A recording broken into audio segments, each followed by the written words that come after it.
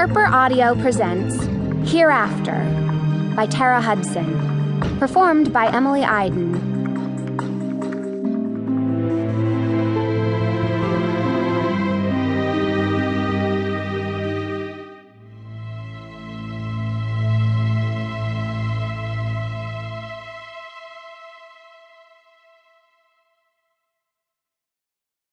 Chapter 1.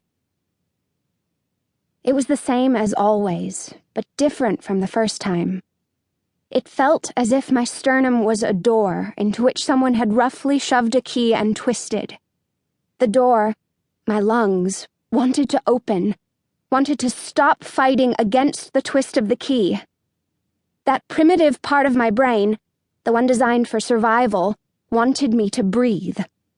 But a louder part of my brain was also fighting any urge that might let the water rush in. The black water seized and scrambled and found purchase anywhere it could.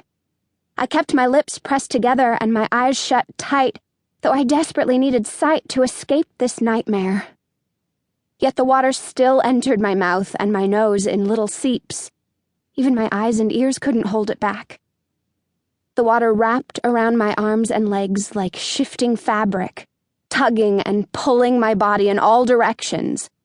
I was buried under layers and layers of slippery, twisting fabric, and I wasn't going to claw my way free.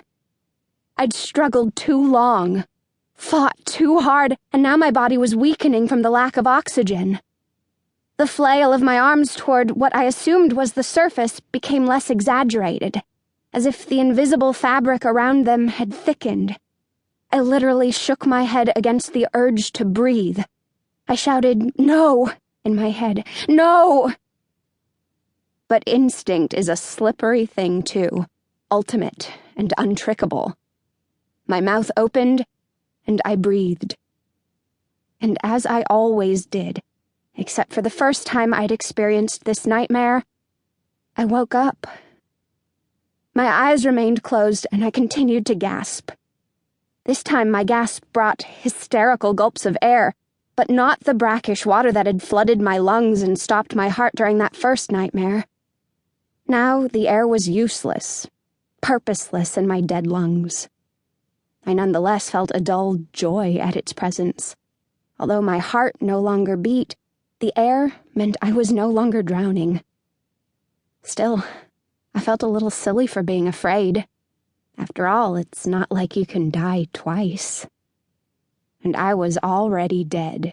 That much was certain. It had taken me a while to accept the fact, perhaps years. Time became a very uncertain thing in death. Years of wandering, confused and distracted by every sight and sound, screaming at passers-by, begging them to help me understand why I was so lost, or even just to acknowledge my presence. I could see myself. Bare feet, white dress, and dark brown hair that had dried into thick waves, but others couldn't. And I never saw another person like myself, someone dead, so there was really no point of comparison. The nightmares were what made me finally see and accept the truth. At first, nothing in my wandering existence brought back memories of my life. Nothing but the elusive familiarity of the woods and roads I wandered. But then the nightmares began. I would suddenly and without warning fall into periods of unconsciousness. During them, I would drown again. Only after the first few nightmares did I see them for what they were, memories of my violent death.